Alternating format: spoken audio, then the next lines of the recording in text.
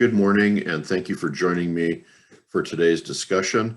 I want to, first of all, give my thanks to Mr. David Hill, who's doing the tech backup for me today, and also to Bridget Wellerstein, who encouraged me to give some of the lectures for Osher Lifelong Learning on the East Bay campus of Cal State.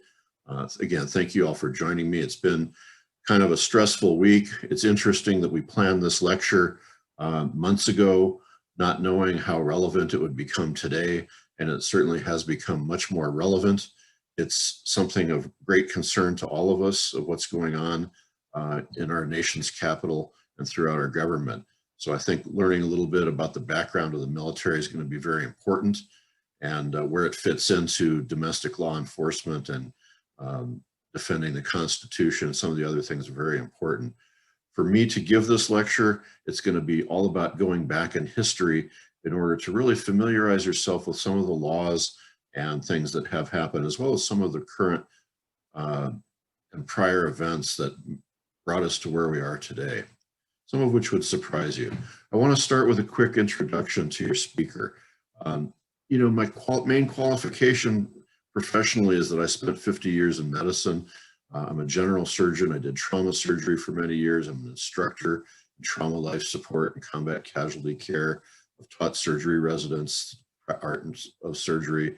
So how does that possibly make me qualified? Why is a general surgeon interested so much in history, strategy, and foreign policy, and today lecturing on something in political science? Well, I had a second parallel career that was very interesting.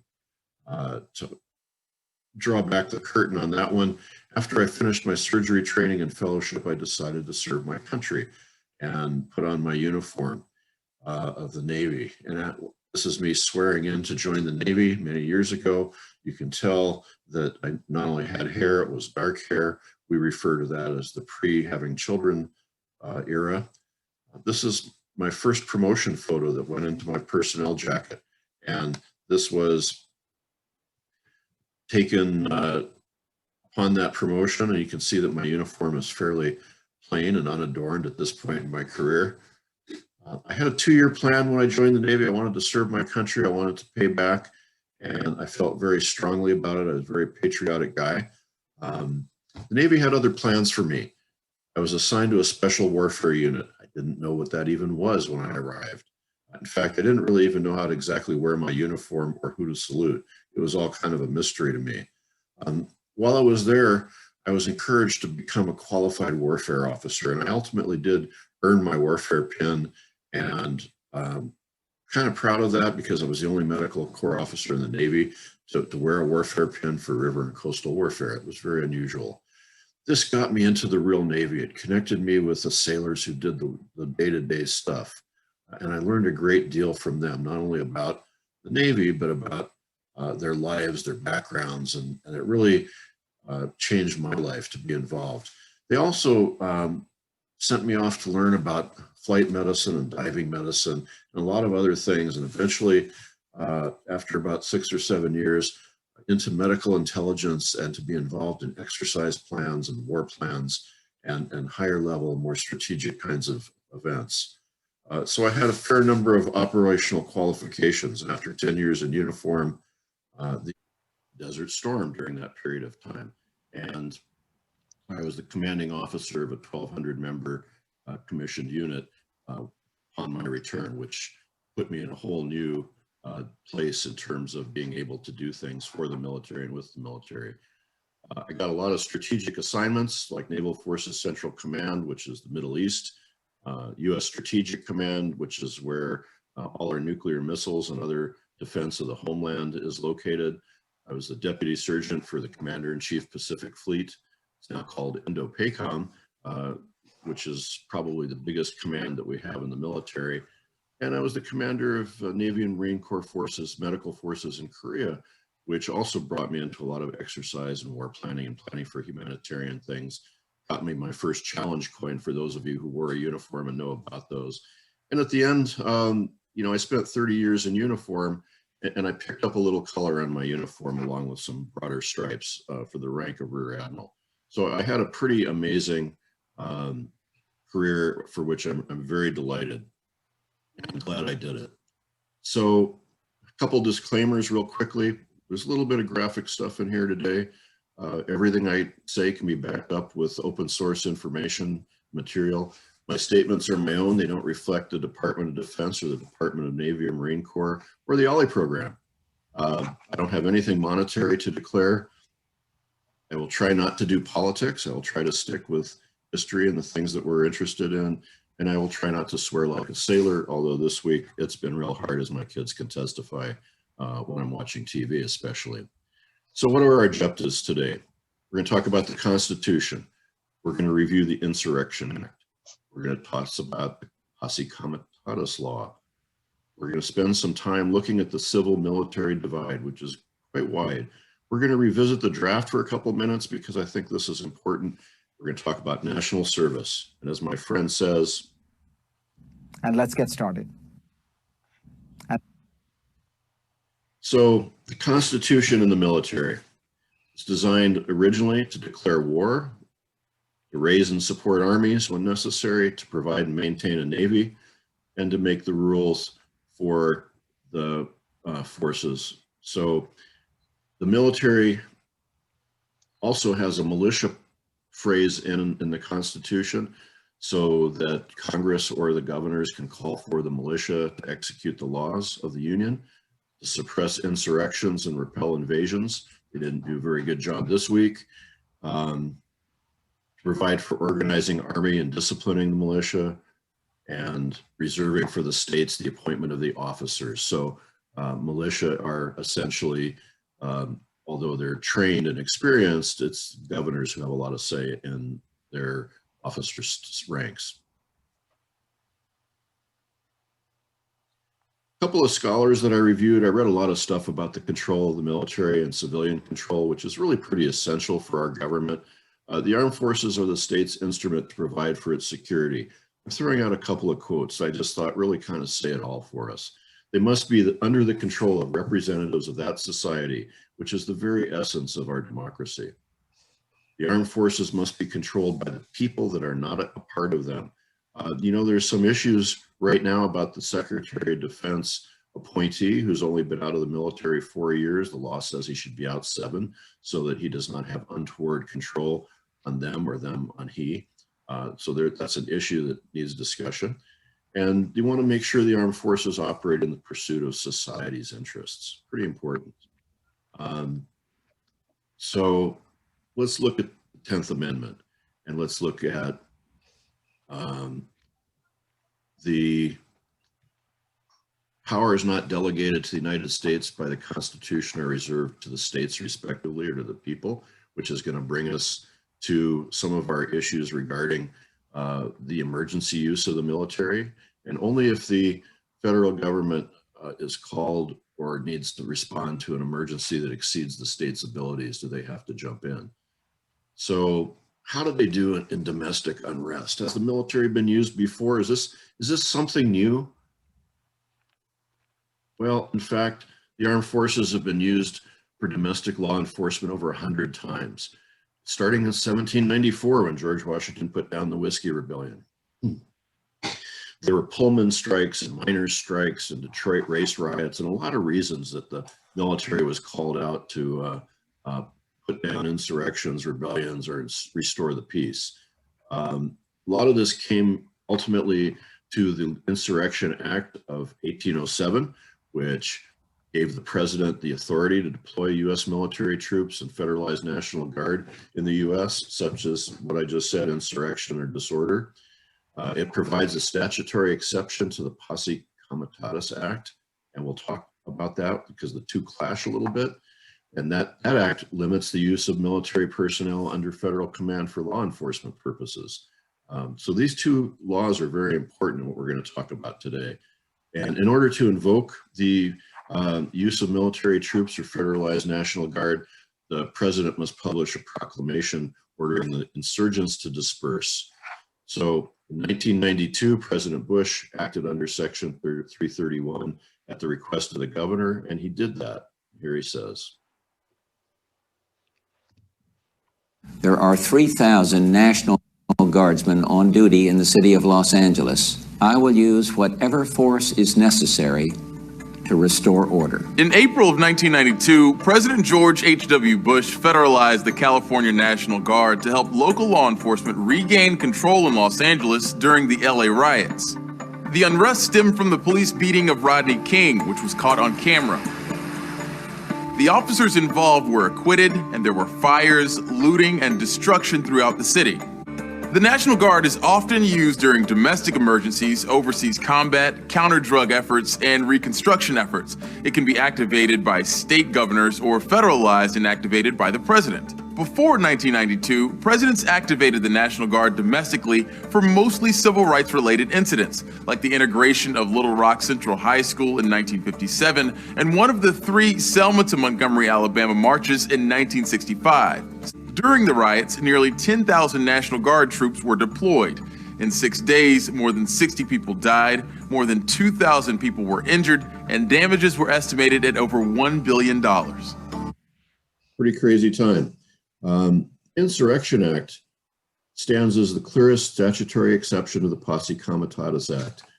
It authorized the president to use armed forces to quell civil disturbances, as we said, insurrections, or protect from domestic violence or rebellion, upon a request from the state or territory to enforce authority, as we'll see, and to protect constitutional rights.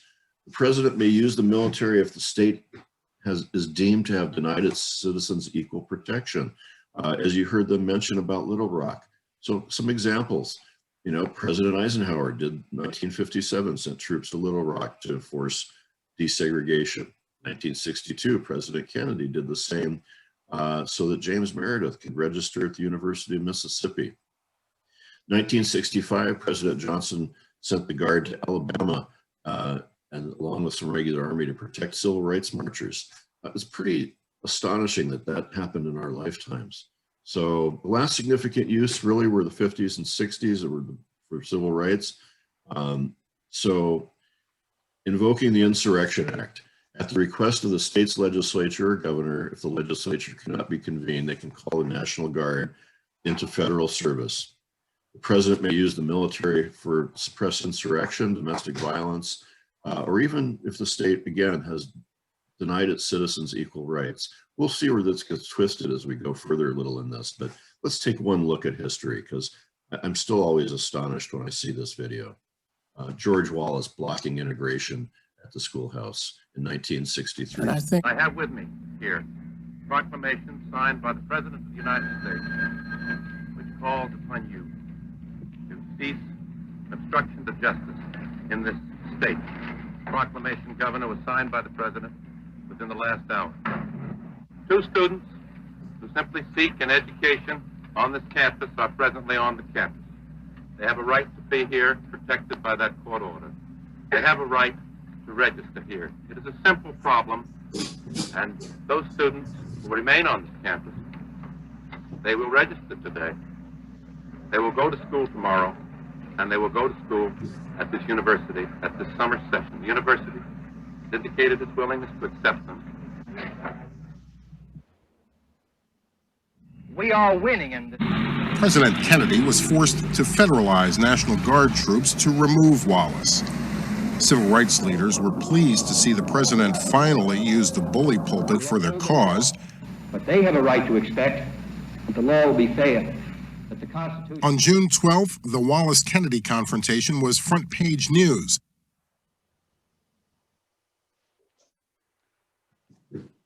Pretty amazing. So let's talk about posse comitatus, because this is also an important law. This is the common law, which is the power of the county, and it's associated with the conservator of the peace to suppress lawlessness. It comes from English common law, and most of the time it was the office of the sheriff. You all know the sheriff of Nottingham. That comes from the posse comitatus concept and has come to this country. In 1878, President Hayes signed a law in order to get the election going in terms of the Electoral College, which is another very complex thing. But he signed this law that basically limited the use of the federal government to enforce domestic policies. And this was done to remove federal troops from the South in order for the Reconstruction to kind of come to an end, which for better or worse, they used it to pull the federal troops out of the South to oversee elections and civil rights. Under the Section 1385, under the USC Code, it talks about if the military is called to do law enforcement domestically, unless it's properly authorized and initiated, they can actually be charged and receive penalties. So the original intent, as I said, was to oversee the use of federal troops to remove them from overseeing elections. It allowed the president to call up military forces when the state authorities couldn't handle the violence, especially in opposition to citizens' rights. And in 2013, the U.S. Secretary of Defense prohibited the use of the military for domestic law enforcement, except in specific circumstances. We'll get to the Secretary of Defense role in this shortly, I think. Let's talk about Department of Defense Plan White. This is something that most of you probably never heard of. But if you went to War College, you know that the military began planning to deal with domestic insurrections in 1919.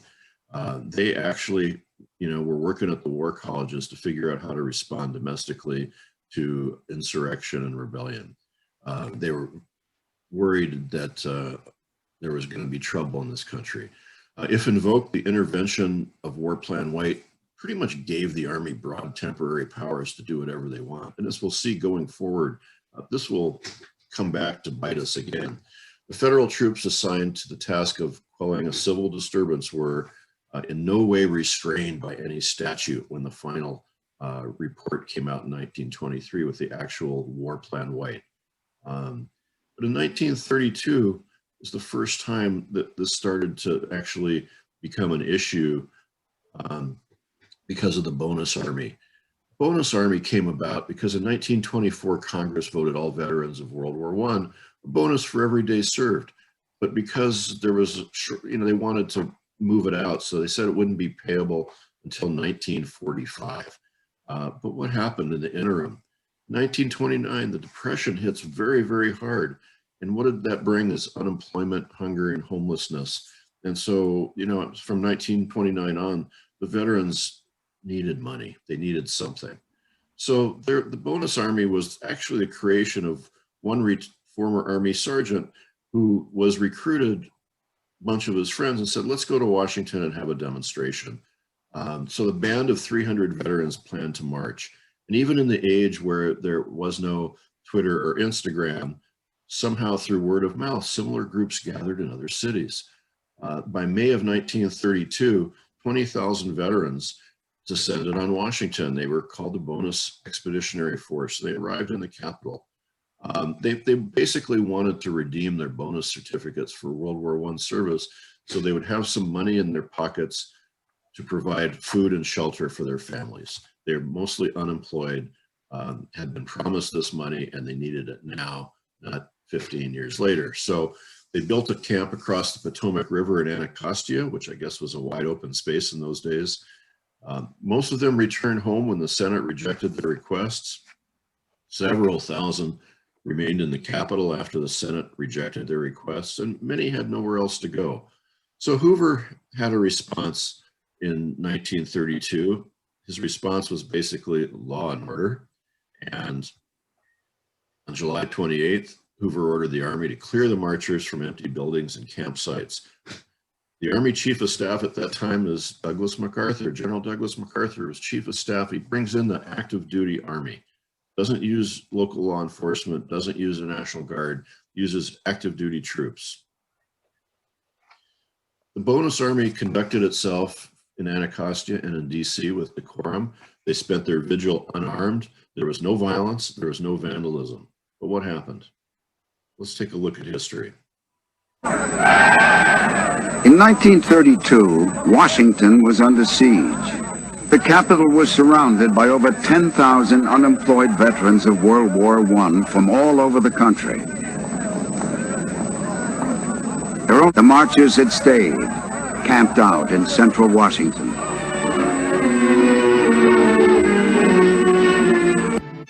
Near midnight, the 72nd Congress adjourned.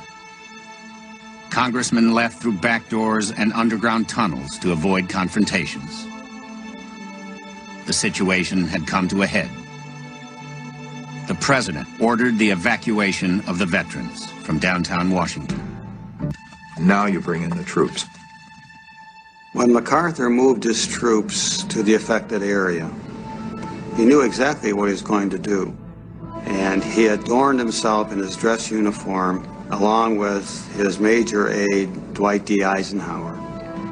The force stepped off at 4:30 p.m. More than 200 cavalrymen spread out across Constitution and Pennsylvania avenues. Behind them came 400 infantrymen, followed up by tanks and armored vehicles. The cavalrymen, one of whom is Major Patton, have got their sabers out. The soldiers donned gas masks.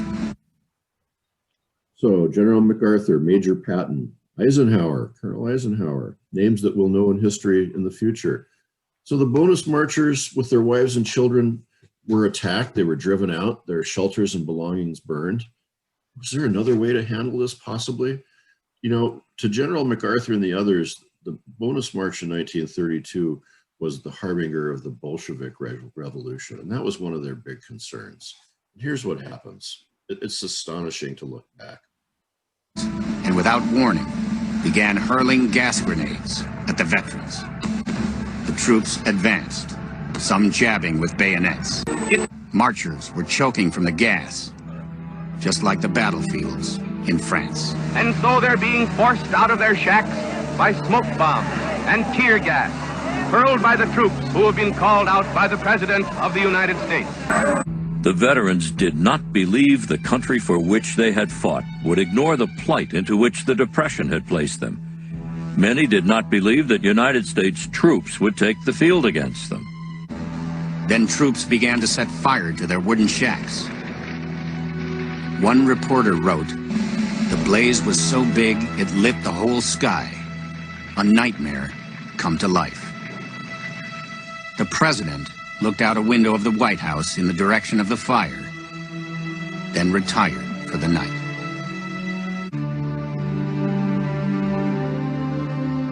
The morning after the bonus rout, public sentiment took a dramatic turn against Herbert Hoover. If the expulsion needed a human face, it came in the person of Joe Angelo, whose story was published across the nation. Joe Angelo gets the Distinguished Service Cross for saving Patton's life on the battlefield. The next morning, Angelo comes to the burned out field to see Patton. And Patton says, "Take this man away. I don't want to see this man." The BEF was broken up. The men returned to some city or other, there to roam the streets, hopelessly seeking work or to shuffle in bread lines. There they remain, crying examples not of the need for the bonus, but of the need for a new American system. Pretty astonishing to this day to have seen that. Interestingly, there was a second bonus march, which I had not really been very aware of. The second bonus march was after the inauguration of Franklin Roosevelt as president. After the first bonus march, Franklin Roosevelt stated, "I don't think I need to campaign anymore because Hoover just put the election in my hands."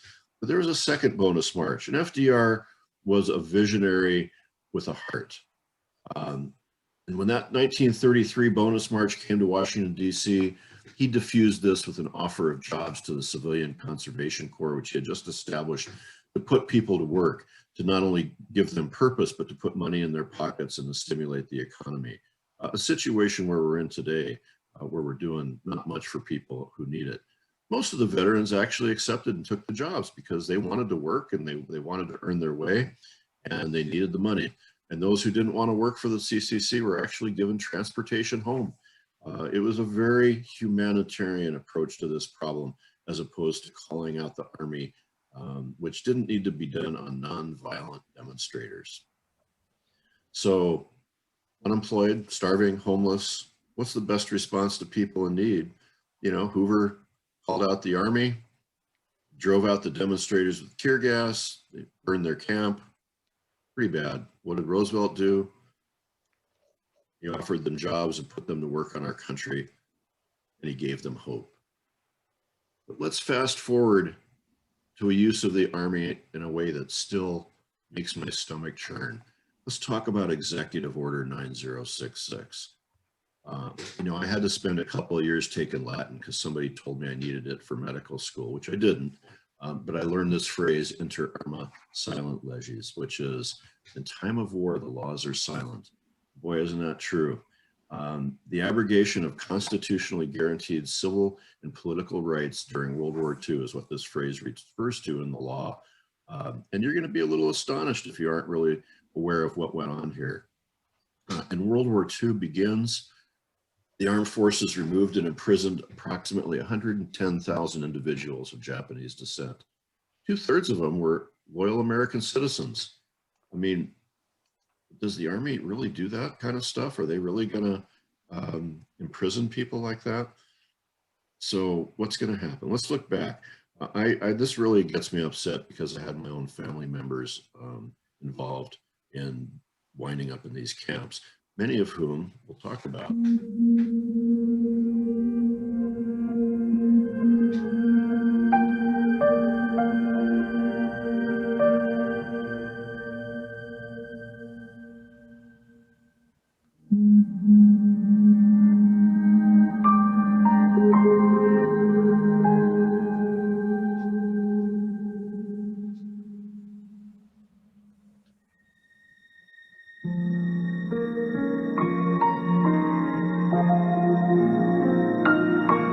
We still couldn't believe that they could force American citizens out of their home with no reason.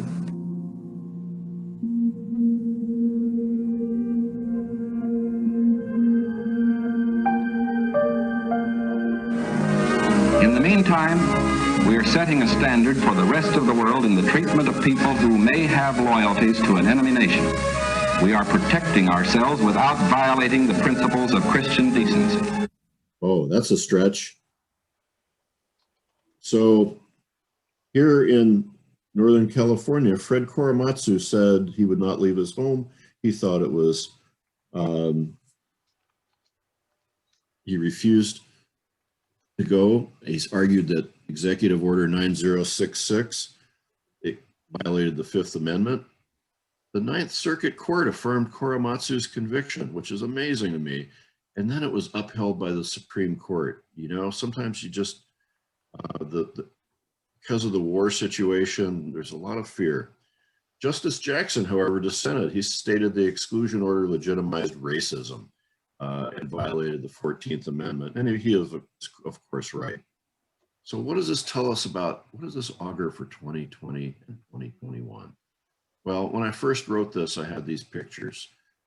And these thoughts about what had happened during the Black Lives Matter events. And, you know, it just kind of blew me away, and seeing the National Guard out here clearing the streets along with federal officers was, you know, kind of a little disheartening.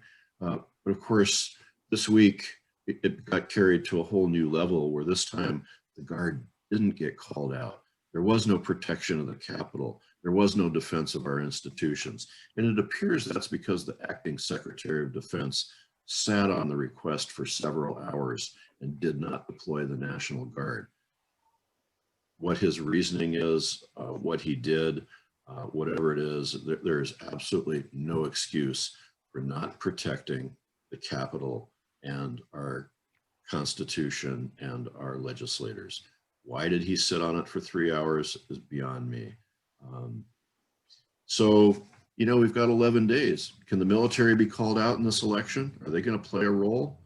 Let's take a look at who's in the military. Where do they come from? Do we need a draft again to change it? Or is there an alternative?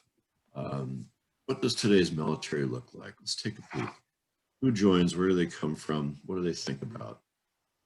Well, there's a big chasm between the military and civil society today. It's a really growing, dangerous divide. And that divide happens to be on both sides. The average person has no interaction with anyone in uniform. There are 20 million vets in the US today, which is less than 7% of the population have served in uniform. That's a very low number, as I'll show you.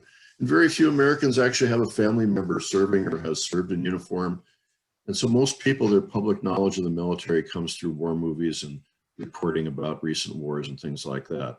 But there was a time when the citizen soldier and the draft changed that, because conscription was part of society in almost every war, starting with the Civil War, World War I, World War II, Korean War, and Vietnam.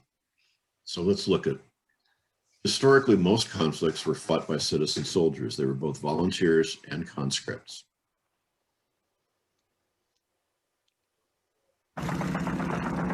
World War I has trapped Europe in a grueling cycle of slaughter.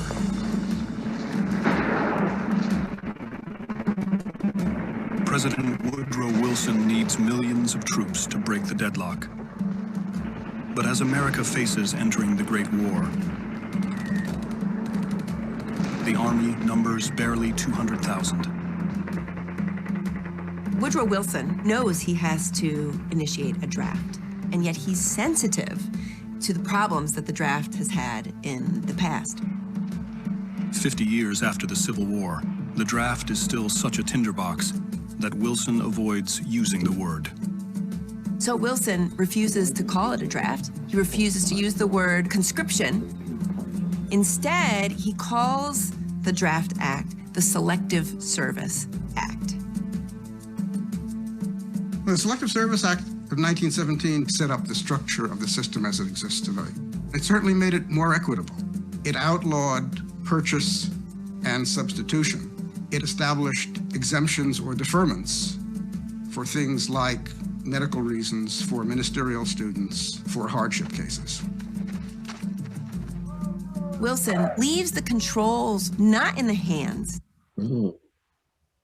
of the federal government, not even in the hands of the military, but in the hands of 4,000 local draft boards across the country who will be asked to make decisions in their community about who goes and who doesn't have to go.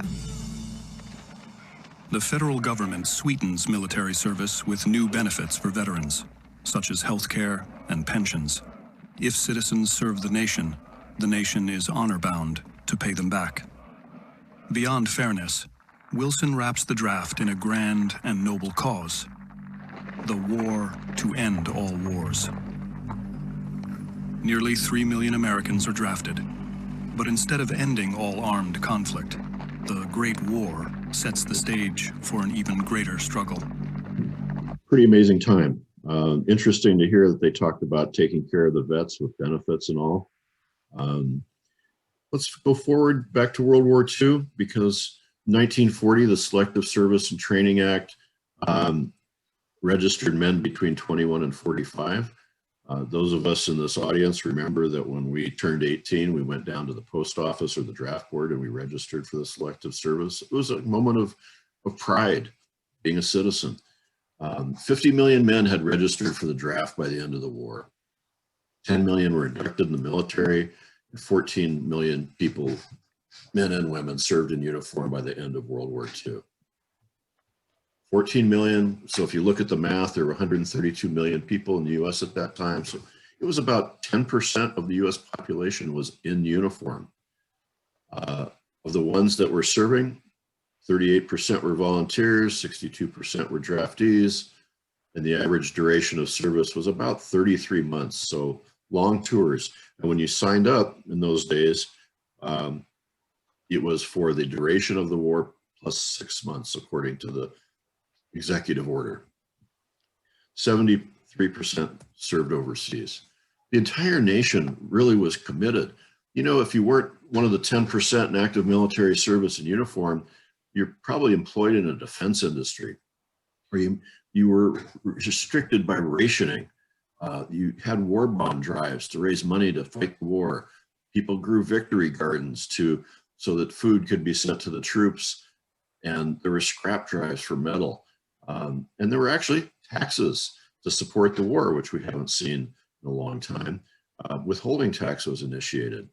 And pretty much everyone had skin in the game. I think that's one of the things that made it so unique was this really did have everyone involved one way or another, even in uniform, in the defense industry, or by participating in war bond drives, making victory gardens.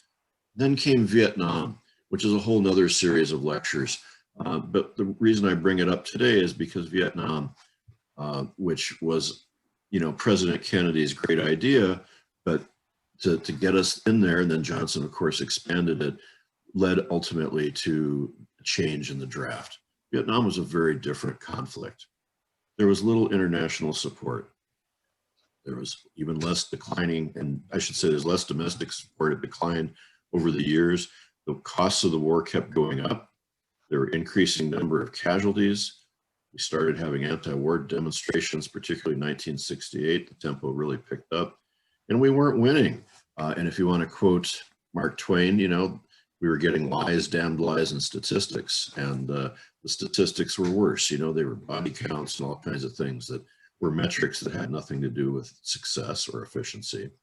And it was just a gigantic, disaster from many points of view. So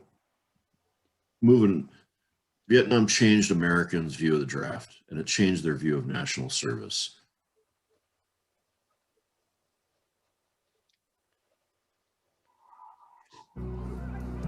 While overwhelming majorities support sending troops to Vietnam, a small faction take an unpopular stand against war and the draft. We're losing 200 a day, maybe more. And these punks here against the United States Army, United States government, that's what you call anarchy and treason going against the United States government. Make go home! Make go home! Make go home! And if you were opposed to the war in Vietnam, they thought you were helping unpatriotic and cowardly draft dodgers. Pretty interesting time. I'm not sure a lot of us have ever really understood why it went the way it did, but when Nixon got elected, after he runs on several anti-war based platforms. Very interesting. He wants to leave Vietnam with honor, which, as we know, is kind of an oxymoron, crazy thing. But he also campaigned on ending the draft. And while doing all these things, he was also apparently violating the Logan Act, using Madame Chennault as an intermediary to prolong the war. He didn't want Johnson to have the talks succeed and end the war before, because he wanted there to be a war so he could run on an anti-war platform. That's a whole other series of lectures. But Nixon wins the election, and what happens? Mr. Leave with Honor. Nixon wins the election of 1968, but it was a squeaker. He only won by a little tiny fraction. And I think we can say that if he had not said that he'd get rid of the draft, he would not have been president of the United States. And once he was elected president, Nixon almost immediately created a commission to consider the idea of creating an all-volunteer force. One major question the commission had to wrestle with was whether a volunteer force would in effect become the equivalent of a mercenary army. Historically, people have feared mercenary armies, not least of all because they hold the prospect of severing the link between military service and citizenship with all its rights and privileges. So Nixon ends the draft. The Gates Commission, 1970, was the Commission on the All-Volunteer Armed Force. And we'll talk about the AVF, the All-Volunteer Force. The plan to end the draft and implement that AVF, one of the quotes from the plans and the report said, young men who were drafted into military service lacked the passion and professionalism of the volunteer. Perhaps the all-volunteer military would be more in line with the principles of a free nation and would not be enforcing servitude. These were some of the quotes from the report when they were doing surveys to why they should end the draft. So the military has to go out and recruit an all-volunteer force, and it could never improve unless it could compete in the marketplace and attract prospective volunteers. It's actually their first attempts with Madison Avenue were quite interesting.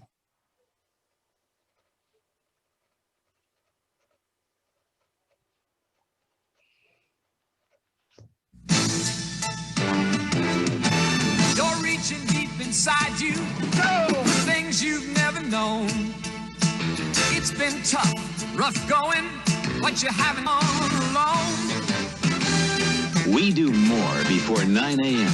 than most people do all day. Hey, First Sergeant. Good morning. Well, I don't remember any First Sergeant having coffee with me and chatting. It was kind of humorous to everybody, but the military did fill its ranks. And it worked because they improved the advertising initiatives eventually. They offered better pay, gave more benefits, and they recruited more women, which was a big improvement and change in a lot of respects. So here's a couple of years later, they got more sophisticated. What are you setting your sights on? And when you see it, will you be ready? Just pick up the phone, dial 1-800-645-ARMY, and you'll get this free DVD. You'll learn about the hundreds of opportunities the Army can offer you. Skills, education, healthcare. Call 1-800-645-ARMY, and you'll also get this free boonie hat. Whatever you're looking for, the Army can help you find it. Some more subtle things in there, like the way of the soldier, like the way of the samurai, but it worked for a while.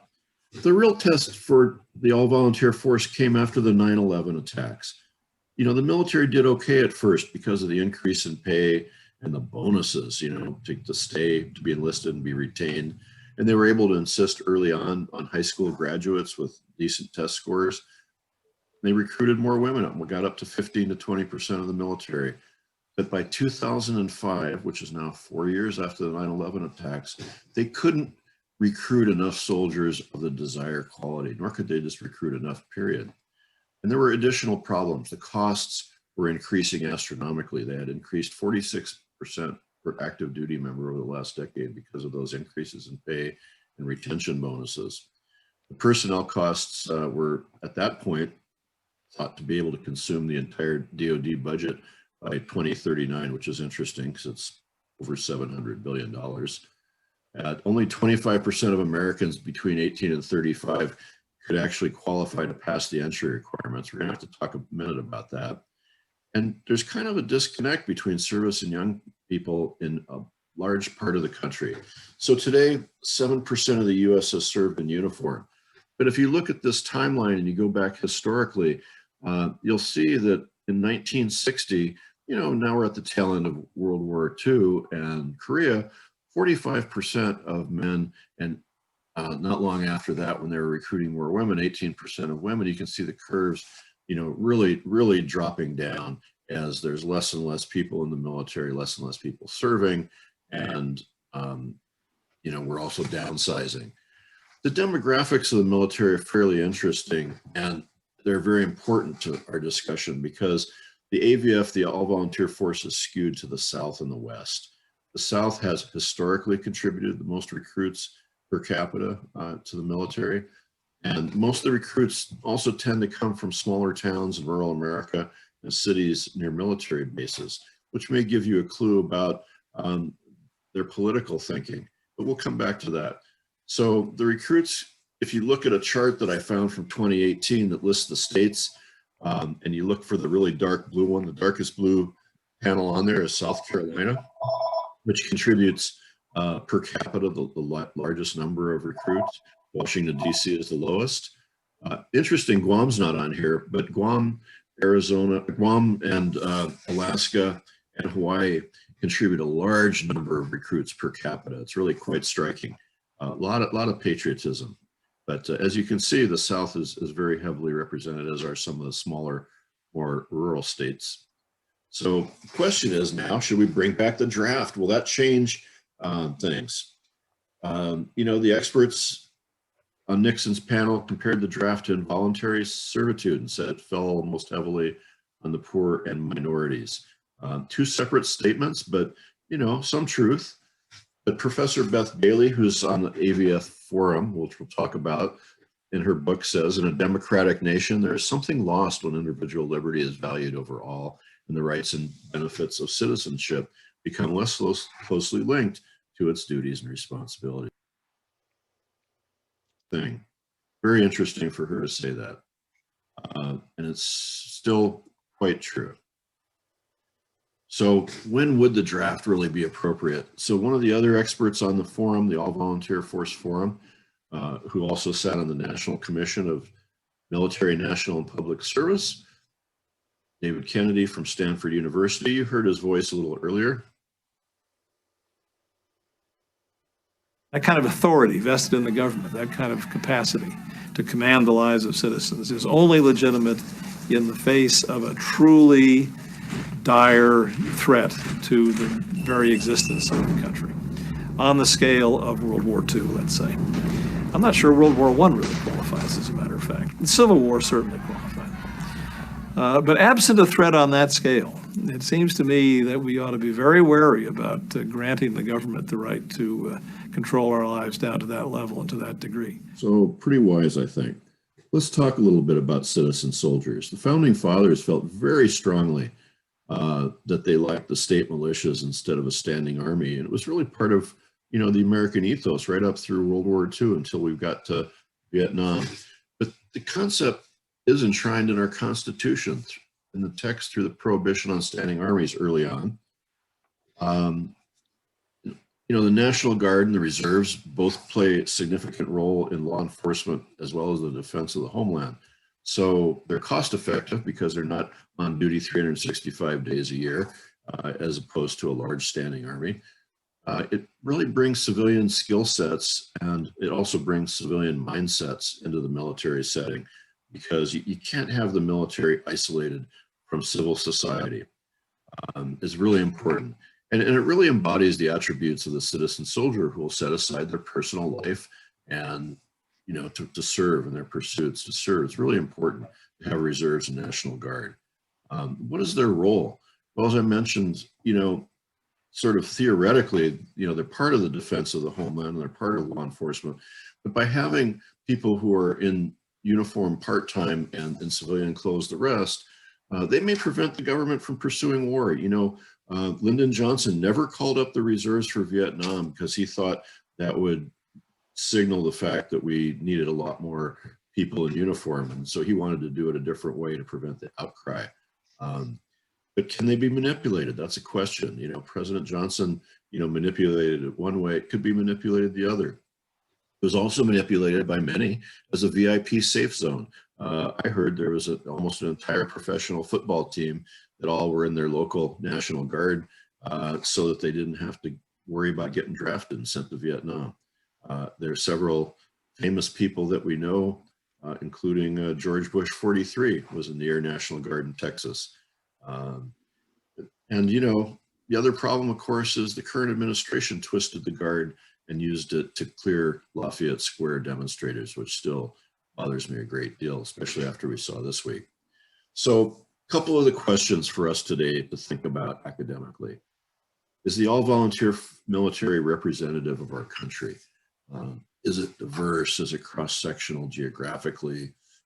And is the burden of service still borne disproportionately by members of the lower economic classes is another question. These are important questions. And then, is the military representative of our societal values? What do I mean by that? Well, the military actually has been used in that vein several times, but I've got harder questions. You know, the percentage of veterans serving in Congress has dropped from 77% in 1977, which is astonishing, to around 20% today. What is that? Is that a bad thing? You know, when I saw Congressman Crow and some of the other congressmen who had military experience escorting the older members out during the demonstration this week, and also to hear their responses during later interviews, you know, they made me proud to wear a uniform and thankful that veterans who had worn the uniform were in Congress. Does the all-volunteer force, the AVF, allowed us to avoid the hard discussions about military force? Is there a danger having a separate warrior class to carry out an executive's bidding? I hadn't thought about it much in many, many years until recently, but let's take a look at that.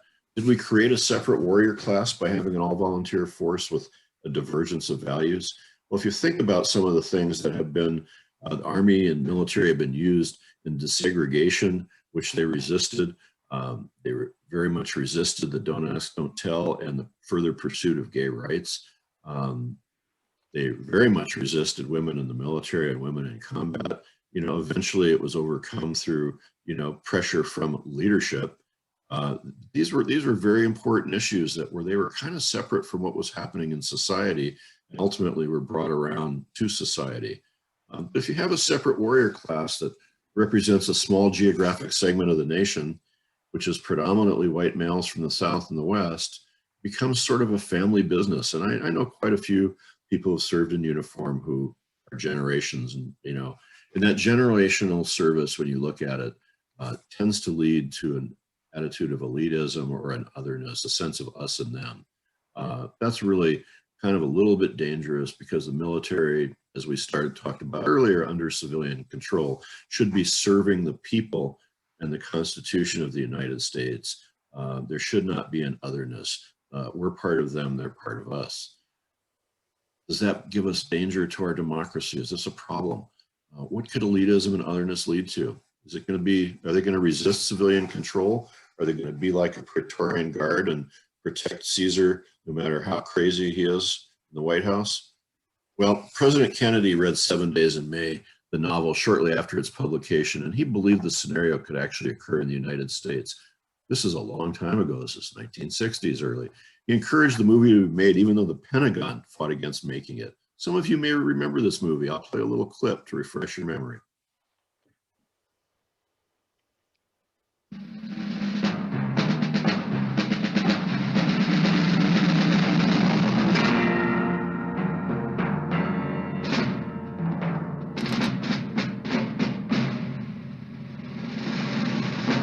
Mr. President, there's a military plot to take over the government.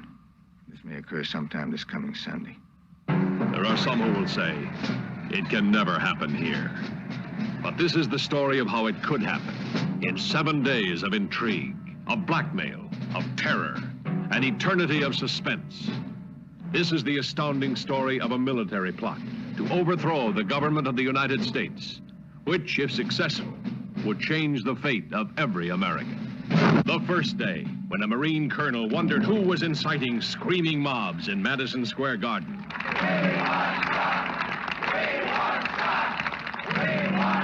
The second day, that uncovered secret meetings in Washington's back alleys.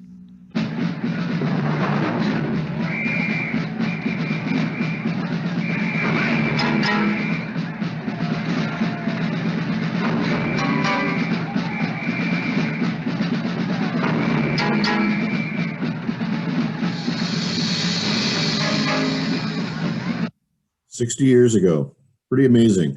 Kennedy had a sense that there was something to worry about. So there is a worry about the all-volunteer force, and we're going to talk a little bit about that. Let's go back to Professor Kennedy. I think the principal worry about the all-volunteer force is precisely its capacity to be used without the civil society in whose name it fights having any very focused or felt interest in the actual use of the force. Would you like to have a draft? A draft makes it harder to go to war because the debate is more reasoned, people are more invested. As long as we have an all-volunteer force, no one is required to pay attention, and no one is required to put their lives or their sons' and daughters' lives on the line. Pretty interesting. Between what we saw in 7 Days in May, which, by the way, you know, those rallies in Madison Square Garden and demonstrations in front of the White House, you know, you never thought that could happen here, and here it's happening. And do we need the draft? General Stanley McChrystal, when I was having a discussion with him at a meeting last year, said to me, the greatest threat to our national security is divisions within our society. I thought that was really a very appropriate statement and right on target, because the military does trend towards white, Southern, and conservative. There's this gap. He felt that a more diverse background in the military will prove to be the most effective bulwark against these concerning trends in civil-military relations.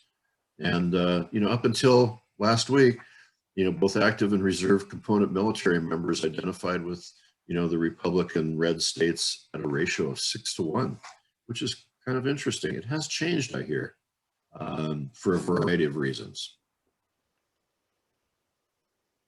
So here's our big question for this week. Is democracy in danger from the military during this election and transition? Pretty heavy topic. So I'm going to quote from a well-known philosopher just to lighten up the discussion. I'll tell you. I don't know. I don't know. Is there a risk from the military? Well, let me give you a more modern and up-to-date and hopeful answer from people I really respect.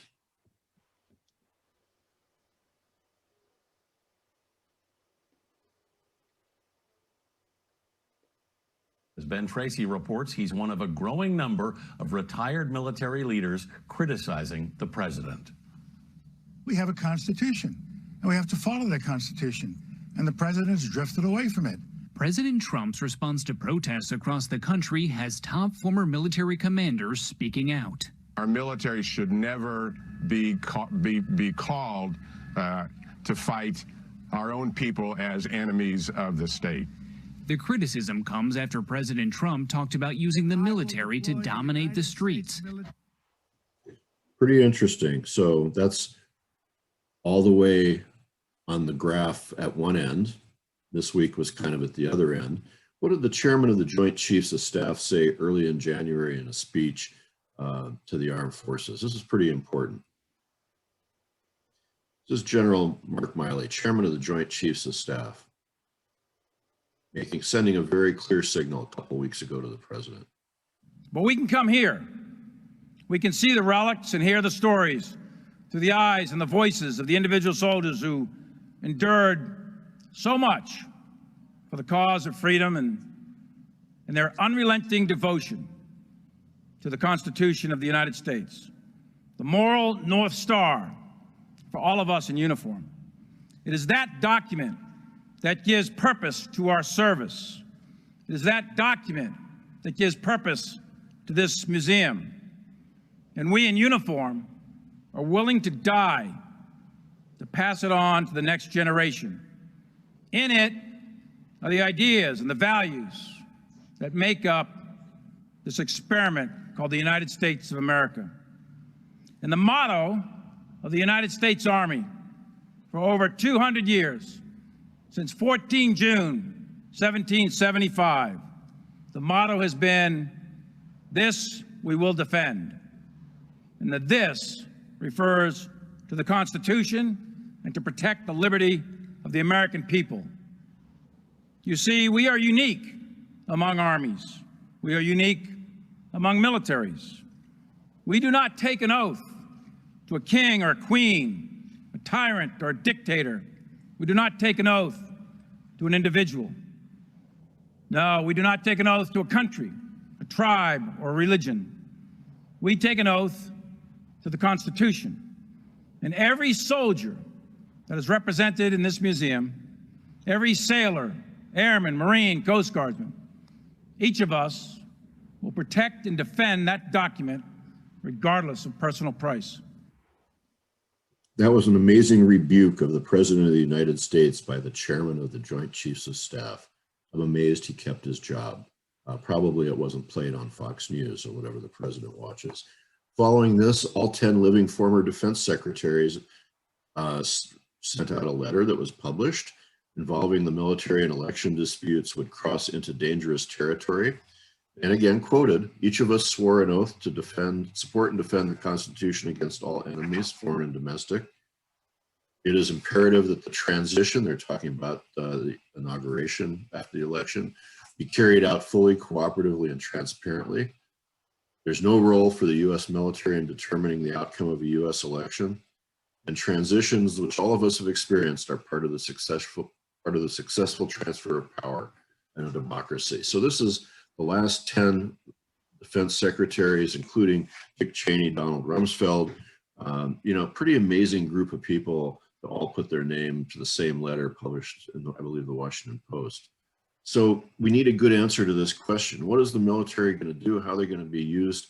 I'm going to take a minute break for a couple of questions just to give everybody time to, I'm going to look at the chat room and we'll spend a minute. If everybody needs to refill their coffee or take a bathroom break, I'll do a couple of questions and then we'll resume. So let me see if I can answer one or two of these. Well, let's see. Somebody mentioned the SCOTUS decision. That must be involving the Korematsu. That's pretty painful. And somebody's talking about Fred Korematsu. So and somebody mentions that there's a documentary that came for us. Thanks for bringing that up and sharing it with the group. I don't see a whole lot of questions, but while I'm kind of taking this question break, if anybody has any more, please go ahead. And like I say, if you don't get your question answered during our time today, you're welcome to email me afterwards, and I'm happy to share my thoughts. Again, I'm not an expert on this stuff, but I do a lot of research. I do a lot of reading. I have a lot of friends who were in uniform with me, including those guys that you saw. Mike Mullen was my boss when I was a flag officer, and James Stavridis is a friend of mine. You see him on MSNBC as a commentator. I've spent a lot of time with General Kelly going to and from Korea for exercises. So I actually am in communication with some of the people who you see on TV who are former military and who are interesting guys. And that's where we're going to take you next to sort of answer this question in a roundabout way.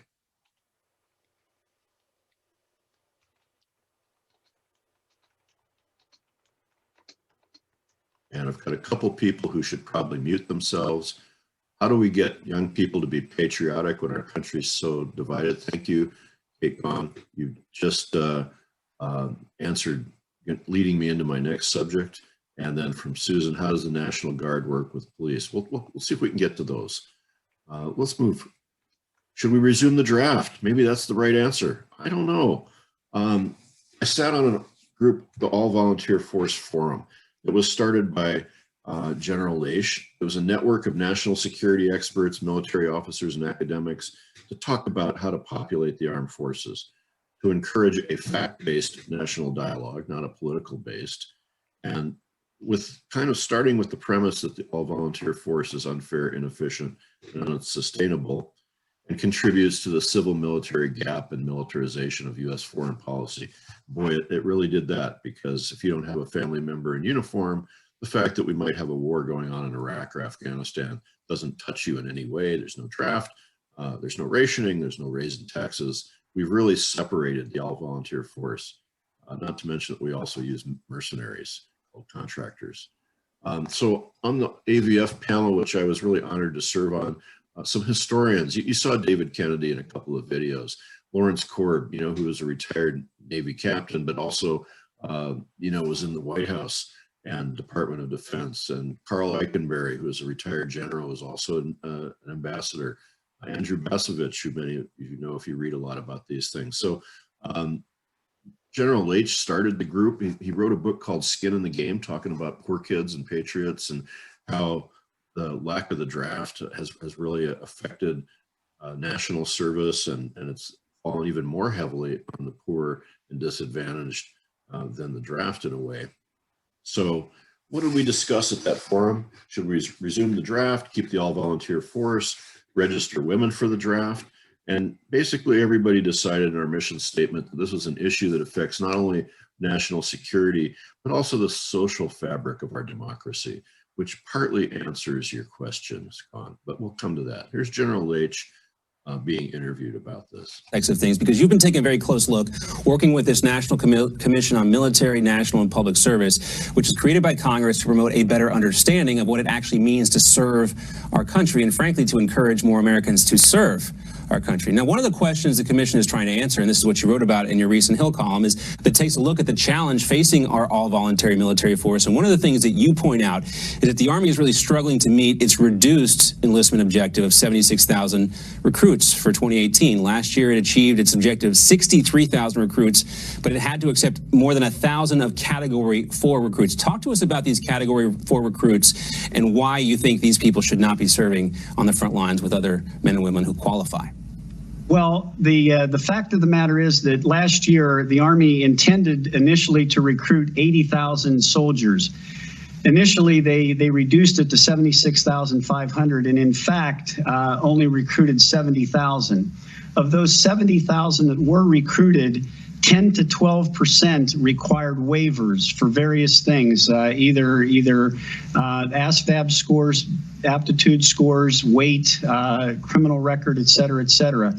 In addition, 1.9% were Category 4 soldiers that score between the 10th and 31st percentile in the Army aptitude test. These soldiers present a problem to themselves and the military and those with whom they serve because they are substandard performers in a number of criterion. Well, I know the Commission on Military and National Public Service is supposed to deliver its final report in 2020.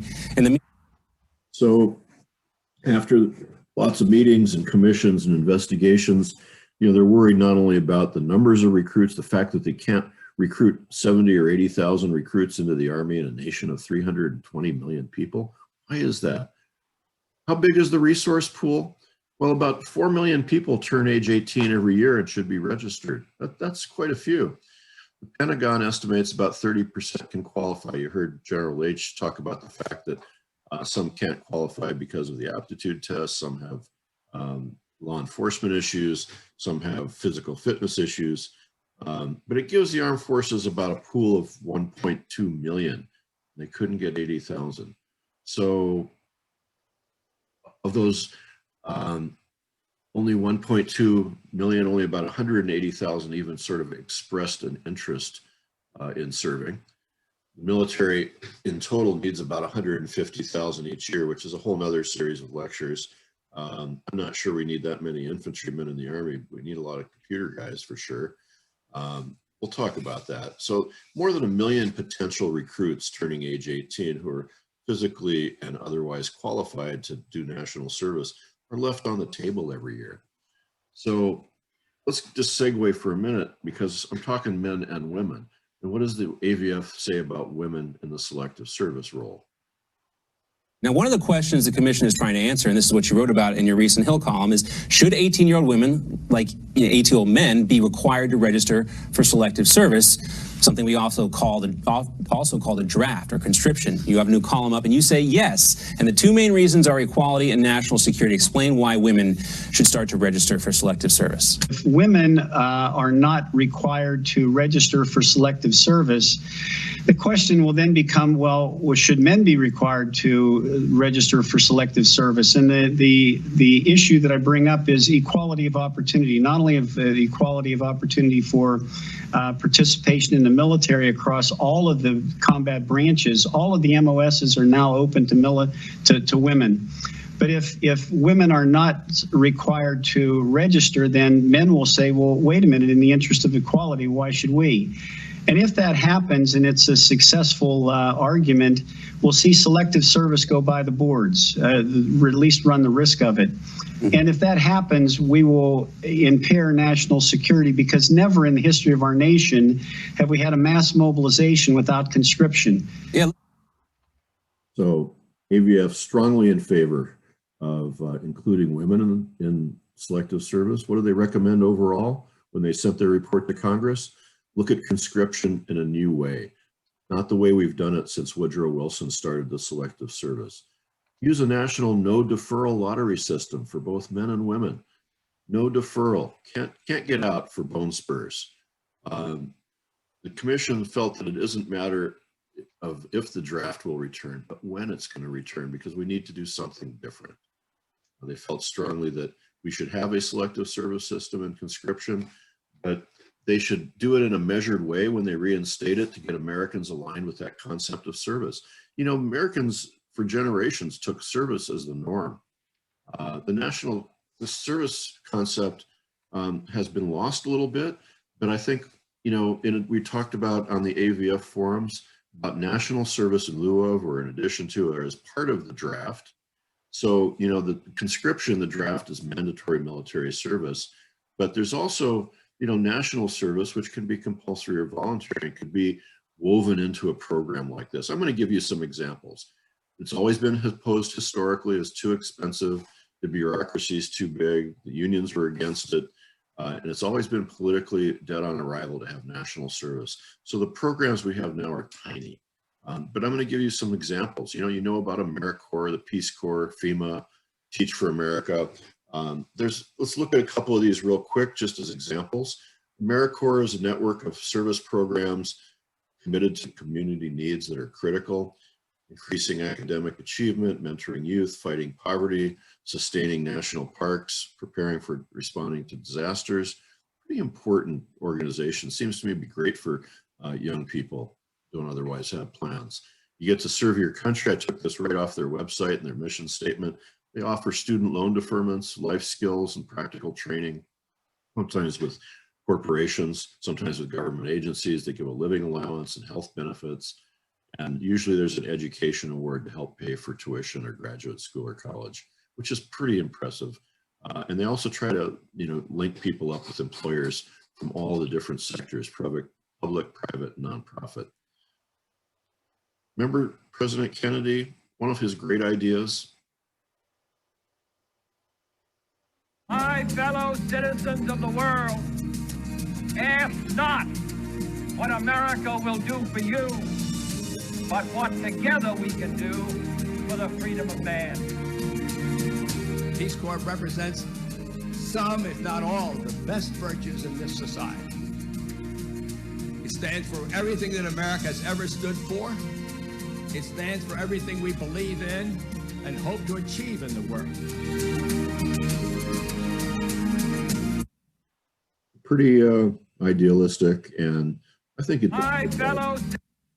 So what were their initiatives? They work on women's development and prosperity, which is important. They do small project assistance programs. They've been leadership in AIDS relief and in the President's Malaria Initiative. Peace Corps has done a lot. Probably should be advertised more and recruited more and developed more, and we should take credit for it with strategic advertising at some point. I have today signed an executive order providing for the establishment of a Peace Corps on a temporary pilot basis.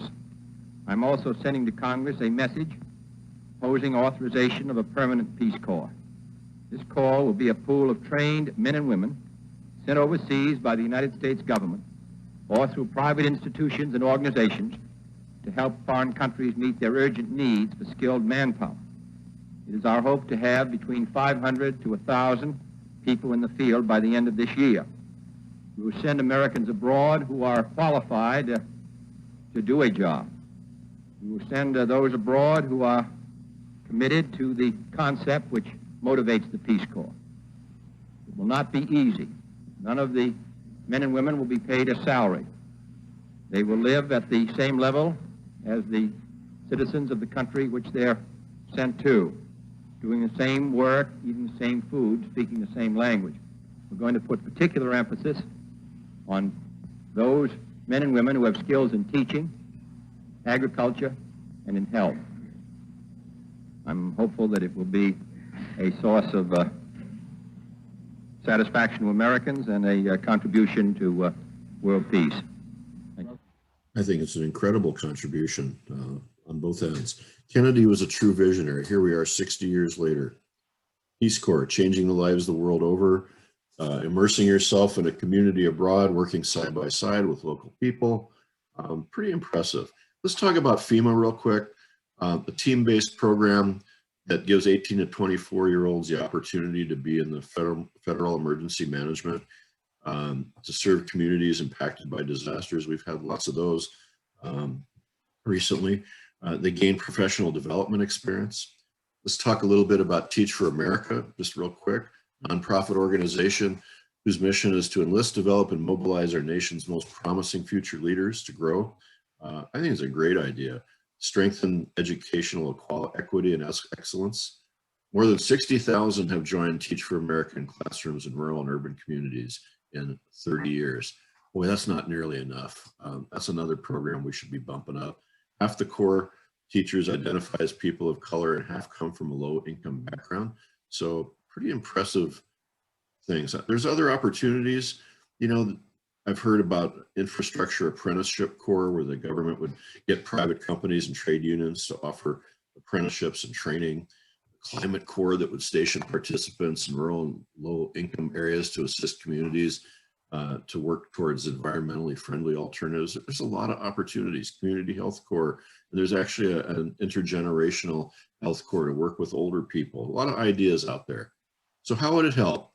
Well, if you took an example from the National Park Service about their maintenance backlog, if they use the Conservation Corps youth, of which they have some, those are kids who are considering land management, rather than hiring contractors, turns out it would save them about 80% in terms of what it costs to do the project. So Let's take a look at somebody who's a current political guy, because I think it's important to see during the last presidential race, before the candidates were selected, one of the candidates talked about this.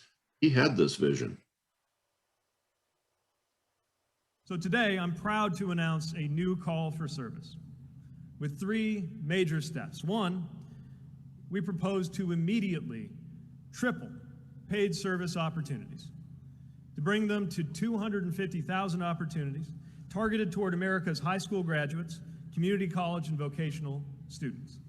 These are paid positions with the added benefit of job training, hiring preferences, and qualifying for public service loan forgiveness. Second, oh man, that's pretty good too.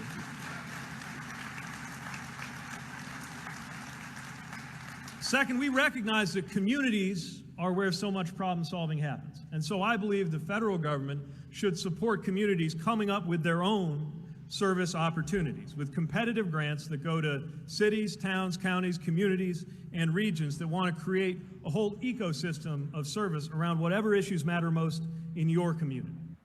Pretty amazing guy. Also, I have a friend, and I hope, Pete Buttigieg goes on to continue with those visions now that he's, going to be a cabinet secretary. One of my friends and colleagues is a retired 4-star admiral and the former dean of the Tufts School of Diplomacy and Law. He was asked a question at a forum: what should someone who cannot qualify for military service do? And here's my answer from my friend and shipmate, Jim Stavridis.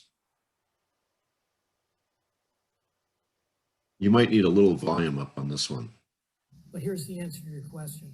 There are so many ways to serve this country.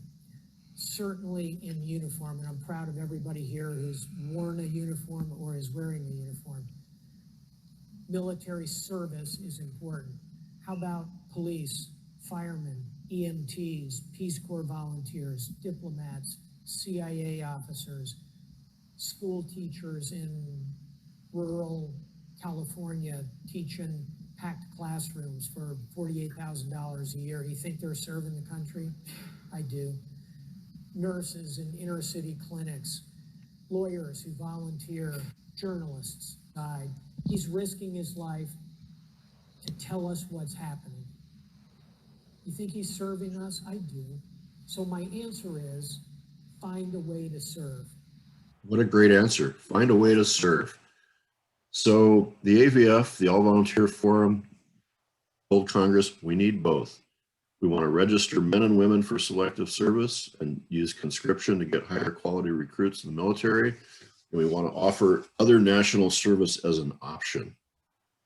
So both are key issues here. How do we make public service happen? We've got to incentivize it, as you saw: education benefits, salaries, job training, loan forgiveness. Or should we just go back to the old draft? Well, probably not. So I'm going to take a pause. I'm going to look at a couple of your questions. I might come back and answer them at the end, because I see there's quite a large number of them. Let me just open one real quick and just see what I can see.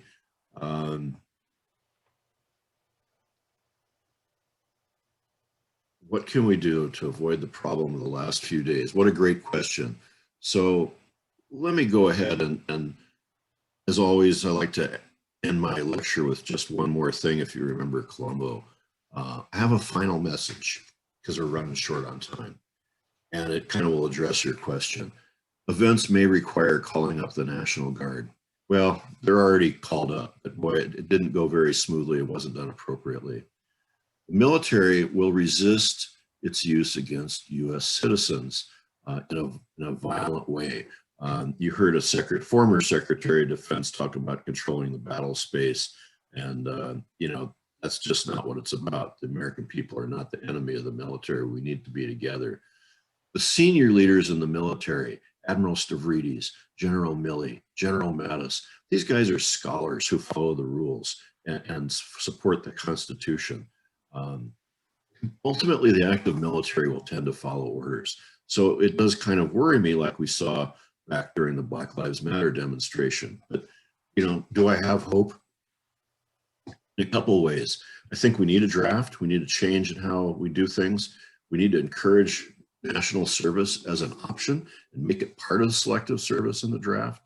I think we need to revive that spirit of service, a sense of participation that our ancestors had and our parents and grandparents had. It was just part of their DNA. So I grew up with the inspiration that you saw previously for President Kennedy. I still believe in it. We need inspiring leaders like some of those that I've shown today, both past and present. And I'm just going to remind everybody what that was like. And so, my fellow Americans, ask not what your country can do for you, ask what you can do for your country. Pretty impressive.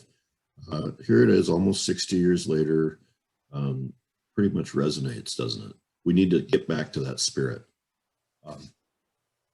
You know, it was sort of unexpected, but one of the best decisions I made in my life was to put on the uniform of my country and serve. And that was for a lot of reasons. And ultimately, I got way more out of it than I put into it. I probably could have stayed home and made a lot more money. But it was a good thing. And it clashes with the fact that these lectures have led me into some dark moments in our history. Executive Order 9066 and turning the Japanese, who were citizens, my gosh, many of whom later, you know, volunteered and served in combat and were the most, received more medals for valor than any other group in the military. There were other events, you know, the bonus march being cleared out by General MacArthur. Those are dark moments in our history. I think clearing Lafayette Square a couple months ago. So I really worry, like many of you, about the current White House occupants. And I don't mean just the president. I mean his enablers and all those people who were watching the violent demonstrations this week and who were cheering, not to mention his family members and lawyer who were urging it on. I mourn our loss of our image in the world leadership that the U.S. had. We can't even do the corona vaccine thing right. I mean, what a disaster. And I wonder how to inspire the next generations, because they're going to have to clean up our mess. They're going to have to clean up our mistakes. When this really gets me down, I'm going to share with you my therapy. My shipmate and friend, Admiral William McRaven, gave a commencement speech several years ago, and he restores my hope for the future. If you want to change the world, start off by making your bed. If you make your bed every morning, you will have accomplished the first task of the day.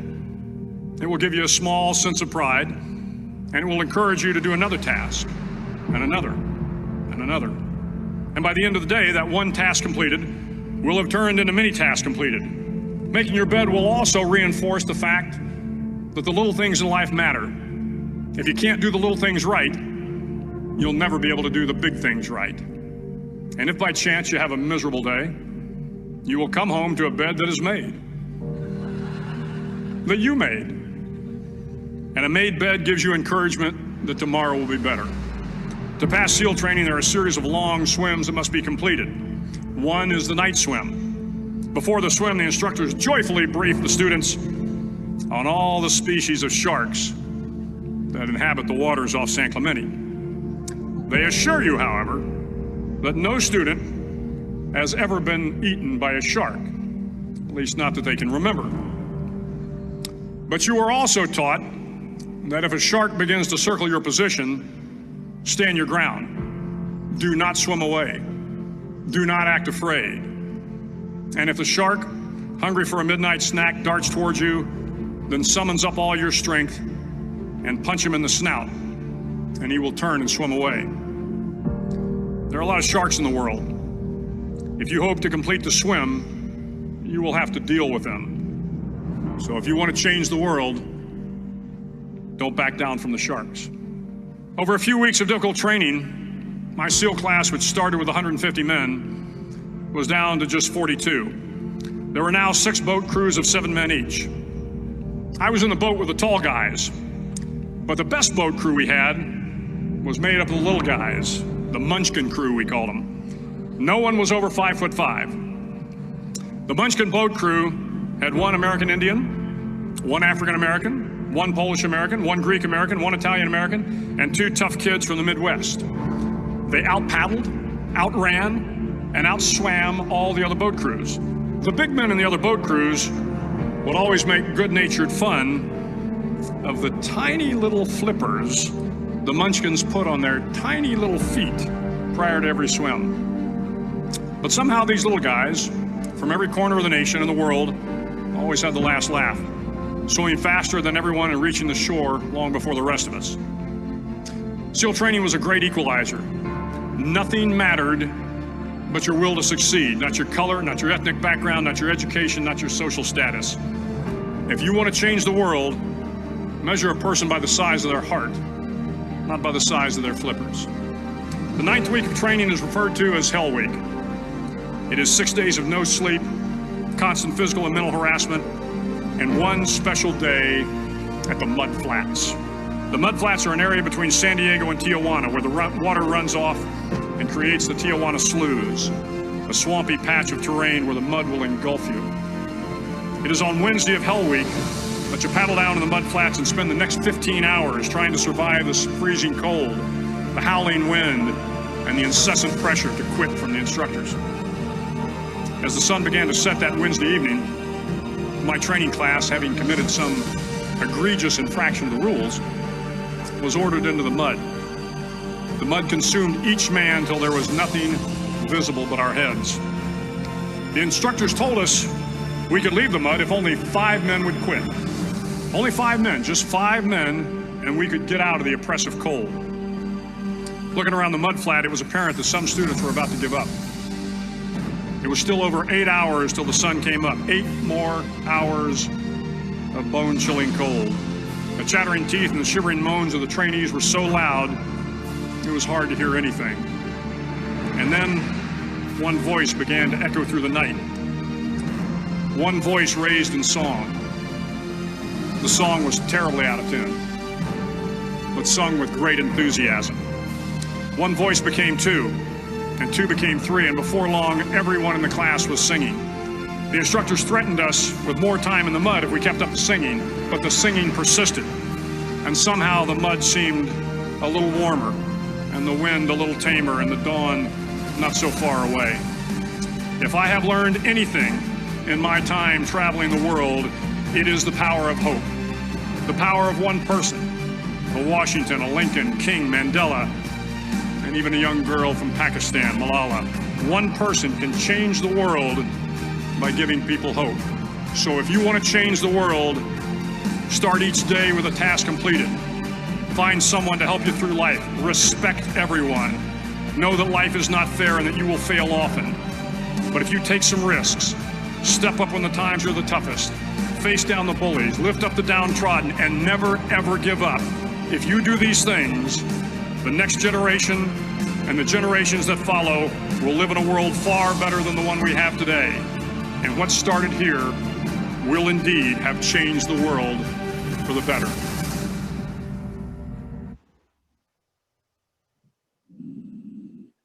I needed that. I think all of you needed that. If we have time and Dave says it's okay, I'll go to the chat room and answer a couple of questions. Please do so. Okay, great. If we have the time. Do you want to take the screen stop? If you want to change the world, if you want to. Well, I think we can. So let me take the screen share down. I can figure out how.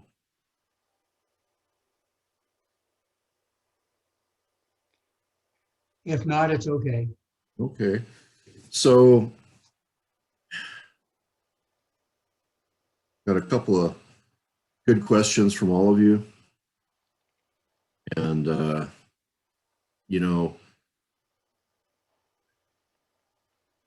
how would the National Guard be called up quickly if necessary over the next 11 days from Richard Stein?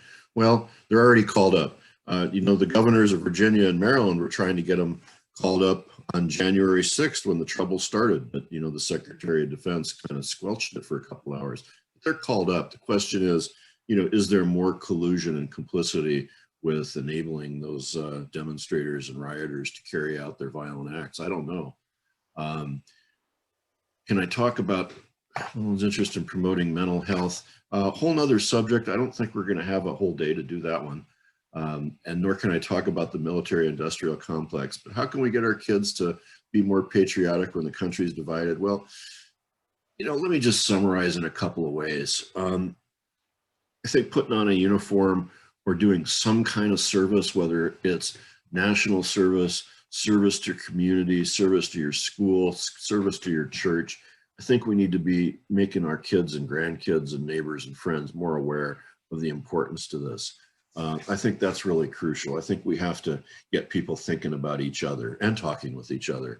I think the military is not going to lose control in these last 11 days because there's guys like Admiral McRaven, who you see here, Admiral Stavridis, Admiral Mullen, General Mark Milley, General Mattis. These are soldiers, scholars who are there to defend the Constitution, and they're going to do their best. It also brings me to a question we asked earlier. Is it a problem that we have so few veterans in Congress? I think it's pretty important. And even in the White House, somebody asked a question about the military-industrial complex. It was Dwight Eisenhower who was the one who, took us and mentioned about the military-industrial complex taking away resources that the people needed and devoting them to, building more tanks and airplanes. So I think it's really crucial for all of us now to really look at the events, not only of the last couple of days and the days that are coming up, but to think about our history. We've had some times where things just didn't really jive with what I would think of the Constitution. I'm still stunned by, the internment of the Japanese camps, and then having a little propaganda in there saying how humane it was. Well, yeah, I guess it's humane compared to throwing people into the ovens. But it was crazy. And I don't know how the Supreme Court could have ever upheld it. It was really crazy. There's a lot of things that we need to fix. There's a lot of things that we need to work on going forward. We have a big divide in this country. Part of it has to do with, false messaging and bad leadership. And, I think we're going to have to really work hard. So I got a question about getting a link. I believe Mr. Hill can answer that question. It is being recorded. So anyone who wants the link, if you're at Stone Ridge Creek, you just email me. Otherwise, you can reply to if you got an email from me about this program, and the email address is dghill@sbcglobal.net. And I will send you the link if you want it. So it will be available in a couple of hours. Right. So I just want to thank everybody again for, joining me on this. I think that, it's an important subject. It's been a privilege for me to talk to you about these subjects. I'm open to email discussion going forward. Be happy to do this again. I have a lot of faith in the military. It was probably one of the best decisions ever made, was to put on a uniform and serve. But as my friend Admiral Stavridis says, there's a lot of ways to serve, and we need to get there. So, if you get down in the dumps like me, you can always Google Admiral McRaven's speech for commencement at University of Texas, where he later became dean. I find that really inspiring. So I'm going to thank you all and say goodbye. And thanks to Mr. Hill. Thank you all, Mike. Thank you, Michael, for a very enlightening discussion. His name is wonderful. So, and thank you all for being with us. I'm about to end the meeting for today. Thank you.